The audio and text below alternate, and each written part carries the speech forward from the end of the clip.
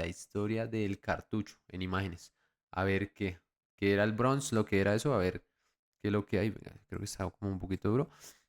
Y pues nada, no me extiendo más, no me extiendo más. ¿Qué hubo, parceros? A finales del 2002, por orden del alcalde de la capital, Enrique Peñalosa, se terminó de desalojar el cartucho. Fue Era un perro, ¿no? Ese alcalde de acá de Bogotá era un perro, el Peñalosa. un proceso largo y plagado de disturbios que duró más de 4 años, desde el 98. Situado sobre la calle 12 entre las carreras 10 y 11, el Cartucho fue uno de los barrios más conflictivos de Colombia y de todo el continente. En un informe de la Organización Mundial de la Salud, a finales de los 90 se declaraba el Cartucho como uno de los sitios más peligrosos de Latinoamérica. En él vivían ¿Más 12.000 peligrosos? personas en 615 inmuebles que fueron derribados para construir el Parque del Tercer Milenio. Pero muerto el perro no se acabó la rabia. A falta de un plan de realojo, los habitantes de calle se trasladaron 3 cuadras más allá al que se conoció como Bronx o la L. ¿Por qué dedicarle un vídeo al cartucho? Es la otra cara de la moneda de la historia de Colombia, pero no por eso la de unos pocos. La degradación que sufrió este barrio nos sirve para visibilizar de la forma más extrema Es algunos que de los eso, grandes problemas del país. es que eso fue denso, ¿no? Eso fue denso. El tema del cartucho y eso fue denso. Eso fue un operativo muy hijo de puta.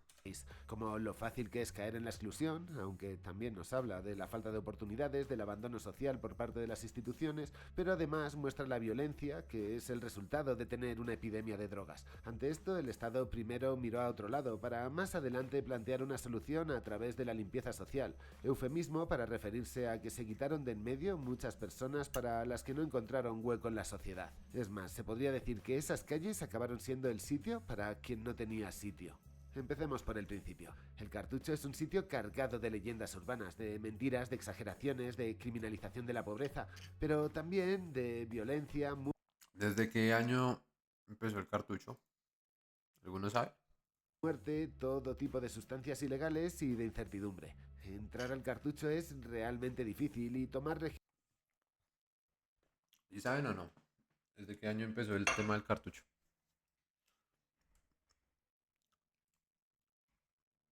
Mm, a ver, cambiemos esto y ya continuamos. Listo. registro de lo que ocurría en sus calles resultaba una odisea. Muy pocas películas y documentales consiguieron de primera mano grabar allí. En este ensayo recopilo las películas que conozco en las que puede verse realmente cómo era ese barrio y la gente que lo habitaba. Si conocéis más, adelante, os dejo anclados en comentarios. Antes conocido como Barrio de Santa Inés, se le puso el sobrenombre de El Cartucho por las flores con ese nombre que adornaban las terrazas de las casas. Aunque existe otra hipótesis a la de las flores ¿Si era Bogotá antes? para su nombre. En un plano topográfico realizado por Agustín Codacci en 1849 ya aparece una calle del Cartucho, y es posible que tenga que ver con que en el siglo XIX, en la calle 9, con la carrera 12, había una fábrica de pólvora que surtió de material a las distintas facciones políticas para sus revueltas. En aquella época la palabra cartucho no se usaba para la munición, sino para los empaques de papel, como en el que se guardaba la pólvora. Es Ok. decir, Santa Inés era el barrio de donde provenían los cartuchos. Dejemos de lado su toponimia y centrémonos. El Cartucho sufrió de un lento y decadente proceso de transformación social y urbana. Existe Parece que cambiado se ve todo, weón. Desde en el 2000, creo. ¿Me dice que siglo XXI? Sí. registro del barrio desde Desde 1797. En aquella 1797. época estaba en los límites de la ciudad y era una zona de tránsito de viajeros. Durante el siglo XIX todo eso fue tomando forma. Se levantaron hoteles lujosos para las clases acomodadas y para las élites regionales que visitaban la capital. Un barrio bien. Los habitantes hasta los 30 del siglo XX fueron bogotanos de Esas las fotos. instituciones públicas, y eso cambió con la violencia de 1948. La aristocracia y la burguesía rola se desplazaron al norte, dejando esos enormes edificios coloniales donde vivían vacíos. Esas casas se vuelven inquilinatos, es decir, habitaciones que se rentaban por día. De esta manera se inicia un proceso de degradación de la zona. Pues Lo algo que que todavía significa pasa, el ¿no? paso a Y que alquilan unas veces por un día, ¿no? Que son los que pagan como una habitación, una cama. Es que ni siquiera es una habitación, es una cama que pagan y varias personas se quedan. lo comercial, de viajeros burgueses a desplazados de la zona rural. Por cierto, recibió el nombre de Santa Inés por una iglesia con ese mismo nombre que derrumbaron en 1957, con el proyecto de ampliación de la décima. Esa transformación urbanística separó el Cartucho del centro, aislándolo en sí mismo, creando una frontera urbana. Eso resultó ser otro punto de inflexión para la decadencia del Cartucho. El aislamiento permitió que naciesen las primeras actividades ilegales, ya que el barrio se había convertido en un agujero negro al otro lado. A partir de esos años, 50 y 60, empezó a volverse refugio para los excluidos y, por supuesto, para la clandestinidad. Y una pregunta importante: ¿cuándo entró la Es droga al diferente ese Cartucho? Bogotá. Documentándome, di con unos testimonios de habitantes de calle que señalaban el momento exacto de la entrada de la droga al Cartucho, a finales de los años 60, de la mano de la policía, que vieron en el barrio el sitio ideal para montar la sede de su negocio. Os leo literal. Usaron sus armas para instaurar el poder y el terror, y cuando se hacía necesario, mataban a los dueños de las casas y sus familias del barrio, que pronto se convertirían en el Cartucho. De esta Mm. manera se apropiaron del sector. En 1968 se posesionan otros, la banda de los Bayona, quienes según él introdujeron con fuerza el bazuco. ¿Algunos saben cuántos años duró? Esto atrajo a más grupos que empezaron a rivalizar por el control del barrio. El último clavo para transformar el sitio en una olla fue durante los años Ahí 80, estoy yo sin cuando se construyó peluquearme. la terminal de autobuses que hizo que los intermunicipales ya no pasasen por ahí. Eso vació de viajeros y clientes a los establecimientos del Cartucho, haciendo que los locales de ocio se transformasen en puntos de compra-venta, aumentando el número de objetos robados. Así se establecieron pandillas que vieron que era más lucrativo el negocio del bazuco que el del robo, y durante finales de esos años 80 se convirtió en un punto de venta, en el lugar donde la gente iba a evadirse, y también se volvió un lugar para desaparecer. La pobreza inundó las calles y el gobierno abandonó la zona, pese a estar a 4 cuadras del Palacio de Justicia. Y ya Sí. sabéis cómo terminó esta historia. Sin un plan de realojo, se desalojó, y para evitar que volviesen construyeron el Parque del Tercer Milenio, un sitio que, A lo si lo bien. pensamos con frialdad, es un cementerio y un espacio medio vacío que los rolos no usan. Tras eso llegó el Bronx, Oiga, o la L. casi nadie está ahí por el tema de que es que también hay bastante delincuencia por ahí. Subproducto del Cartucho, que fue desalojado en 2016, lo que generó de nuevo un desplazamiento Sí, 4 calles más allá, en San Bernardo. sí, el Parece que Samber. la solución final no es enfrentar el problema, sino desplazarlos poco a poco. En el documental Infierno Paraíso podemos ver esa transformación de olla a parquecito, al igual que podemos ver la transformación de José Antonio Iglesias, un ingeniero que con 23 años era el gerente más joven de la General Motors en Venezuela, a Yonki. Su historia es Qué paradigmática. Por gonorrea, aquel entonces parce. era consumidor habitual de fin de semana. Con un compañero de trabajo fue a por coca al Cartucho, pero no consiguieron y se llevaron bazuco. Lo que hasta entonces era simplemente un vicio de vez en cuando se volvió primero un hábito diario. Qué denso, parce, y es la verdad. Hay gente que, abogados de todo. Y por el vicio, pailas, güey, no perdieron todo el rechazo, todo. Y luego su perdición. Dejó de trabajar y vendió todo lo que tenía, quedando atrapado en esas calles para siempre. 11 años más tarde se cruzó con un tipo al que le pidió un fósforo, un encendedor o un lanzallamas. Esa persona a quien intentaba llamar la atención resultó ser el antropólogo Germán Pifano. Juntos comenzaron una relación de amistad y de complicidad que registró en imágenes el científico social. Pese a llevar más de una década viviendo en el Cartucho, José Qué Antonio duro. seguía siendo una persona lúcida, creativa, sensible y crítica con la sociedad en la que vivía. Escribía poemas, canciones y reflexionaba sobre su contexto y sobre su propia vida. Solo que ser consciente de la realidad no la hace mejor. Está mal y quiere y necesita un cambio. La cotidianidad en el Cartucho es muy difícil y sobrevivir a las distintas amenazas es un desafío. Además, esa parte del docu transcurre en un momento de mucha tensión y enfrentamiento entre habitantes de calle y el ayuntamiento con lo del desalojo del barrio. Qué denso, parce. El director y antropólogo le ofrece una oportunidad para desintoxicarse en un centro de reinserción. José Antonio no la deja escapar, se lo toma en serio, hace frente a la abstinencia, se aleja de las calles y empieza a rehacer su vida. Durante el proceso conoce en 2002 a una mujer, de la que se enamora y con la que tiene un hijo. Tan Juntos lindos. planean ir a España, por lo que en 2006 inició una odisea burocrática tan desgastante que el día que por fin logra los papeles ni siquiera está feliz, solo frustrado y enfadado. Eso era un indicativo de que la vida fuera del Cartucho no iba a resultar tan fácil. En España se instalaron en Sevilla al año siguiente, como 2 años antes de la crisis económica en pleno boom del ladrillo. Bueno, Una pero movida está contando la especulativa que historia del estalló a man. finales de 2008. Y como le ocurrió a tantos otros trabajadores de clase media, vivió por encima de sus posibilidades. O mejor dicho, fue bombardeado por propaganda aspiracionista. Bueno, realmente fue engañado con dinero fácil prestado por los bancos. José Antonio se entrampó. Pidió una hipoteca para su casa nueva porque era una buena inversión y de paso compró un coche, un plasma, el PC, pero para su desgracia perdió el empleo y la casa se infravaloró. Así que se rehipotecó para no quedarse sin nada. Tras esa mala jugada había caído en las garras del sistema. Perdió la ilusión, el espíritu crítico, las ganas de escribir poemas. Se había vuelto prácticamente un autómata preocupado por cómo hacer para llegar a fin de mes. Las responsabilidades familiares le tenían ahogado. Y lo peor Sí. es que ni disfrutaba de su familia. El cariño hacia su pareja desapareció y de nuevo, como cuando cayó en el cartucho, quedó atrapado en una realidad que lo mantenía estancado. Poco después de que se termine el rodaje del ¿Eso es otra historia, sí? ¿O es la misma del otro? documental, su mujer le abandona. Y tras el estreno, cuando se vio en la gran pantalla y reflexionó sobre su vida y sus decisiones, se dio cuenta de que había sufrido en sus carnes la mentira del sistema. Vivir en Europa es solo un espejismo en el desierto. Es la promesa vacía de ser feliz a través de un sueldo con el que comprar cosas. En fin, que una doble hipoteca, las facturas, los gastos y la familia habían aplastado su espíritu.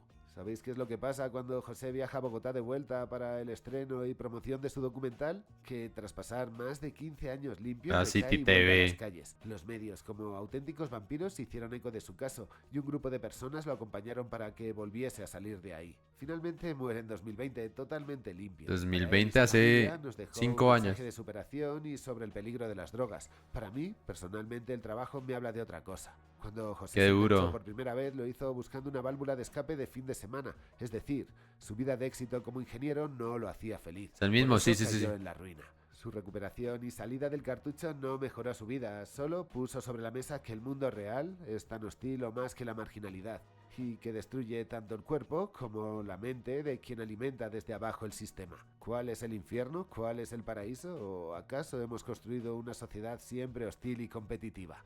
La reflexión que nos deja este trabajo es cruda. Otra obra de ficción donde se Sí, sí, sí, es que son historias duras, mano. Son historias duras. trata el cartucho es Buscando a Miguel. Lo interesante de esta es que de fondo está tratando un tema real. Os cuento de qué va, ya que su argumento es muy original. Miguel es un político colombiano. Vengo a este barrio olvidado por el gobierno, olvidado por la administración, olvidado por algunos políticos, a decirles que yo sí voy a trabajar. Hay que ver desde el paisaje donde ensaya su guión para saber que no va a trabajar, solo a prometer. El problema de estos hijueputas, se vienen de la selva y les da por enamorarse de la propiedad de otros.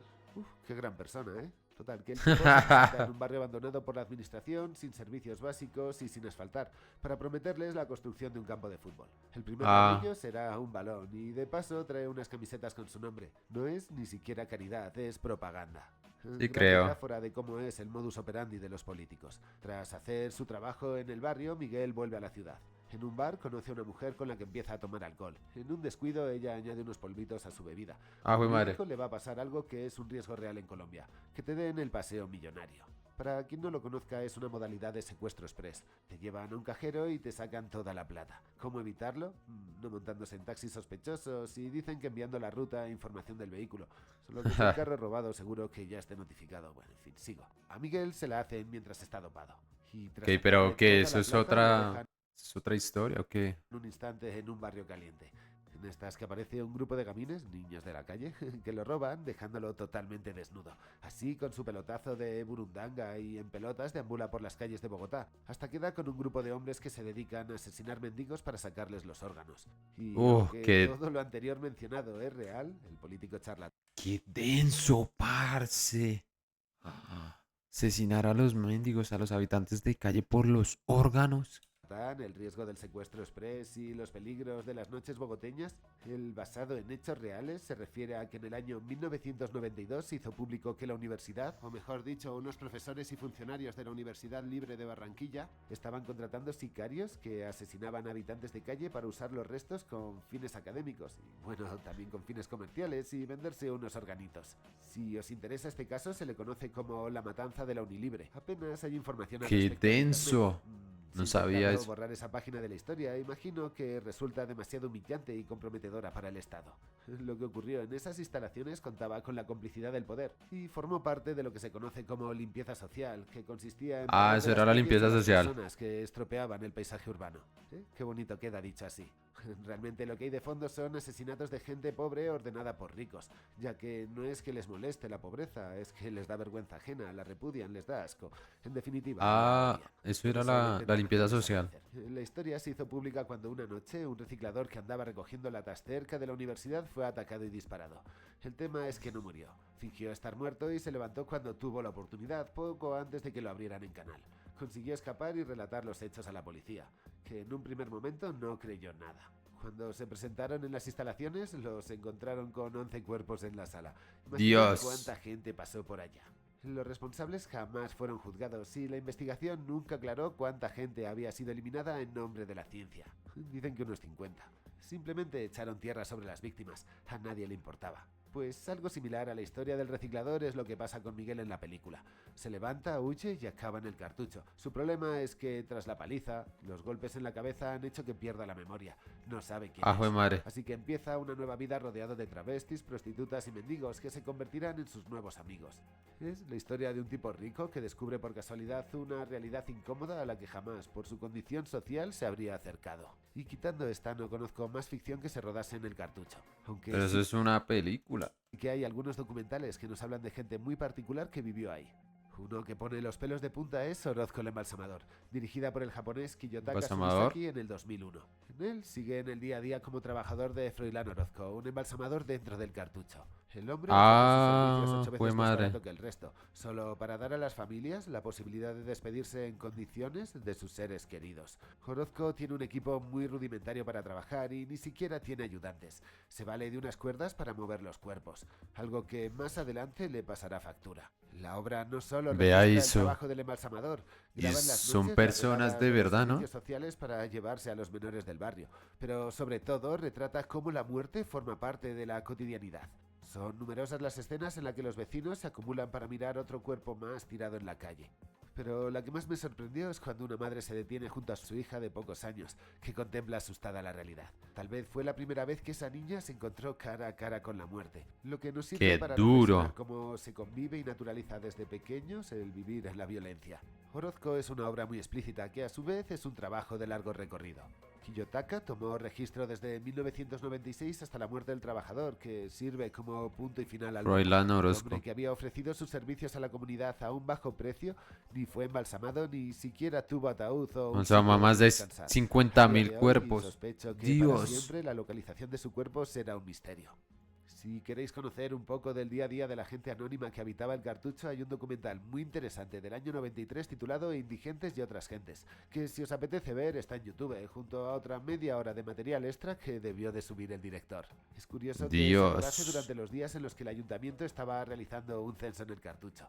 El docu muestra unas imágenes inéditas con esas calles totalmente vacías de día, pese a ser espacios muy concurridos. El motivo es que la gente no quería ser contada ni registrada por el Estado, ya que en el fondo esa información será utilizada a favor del Estado, ya sea para grabarles impuestos de alguna manera, ya sea para saber cuánta gente hay y lo que va a costar sacarlos de ahí. Vea La eso. confianza Eso de es de los Bogotá, pobladores de ¿no? calle hacia el Estado realmente no llama la atención. Tanto los unos Bogotá, como los otros han RCN. decidido darse la espalda. Aparte de eso, el trabajo nos sirve para conocer un poco cómo piensan, sobre qué reflexionan, de cómo llegaron allí y de cuáles son sus preocupaciones. Existe otro trabajo realizado en el año 2017 Epa. titulado El Cartucho y que durará aproximadamente unos 55 Otro, pero este man está hablando de puros documentales. Yo pensé que iba a hablar de algo más chimba. minutos. Para mí ha sido totalmente imposible conseguirlo en la red. Estuvo temporalmente en plataformas de pago, nadie lo ha liberado, así que yo tampoco hablaré de él. Pues porque están más preocupados en vender la obra y en que pase por circuitos festivaleros que en difundir su trabajo. Qué locas estas dinámicas a las que someten Sí, a los creo. lectores. Sospecho que irá sobre la historia del barrio, pero como no se puede acceder os recomiendo otra cosa. Si os interesa saber más de cómo se formaron y evolucionaron esas calles, tenéis un libro titulado En un lugar llamado Cartucho, que se construye desde los ¿Hay un testimonios libro? de los propios habitantes del barrio. Y tienen anécdotas desde cuando se fundó al desalojo. A todo esto, ya podéis enviar vuestros trabajos al Festival de Cortos, que empezará el 4 de septiembre. Las bases las tenéis en los Reels. Y Ok. yo soy un gamín, estás en medio. Ok, bueno. video interesante, papá. Tenía ni la menor idea de lo que había mencionado ese men y pues interesante. Cosas que pasan acá en Bogotá, la verdad. Y pues nada, de verdad me dejó alucinado esos detalles. Gran video.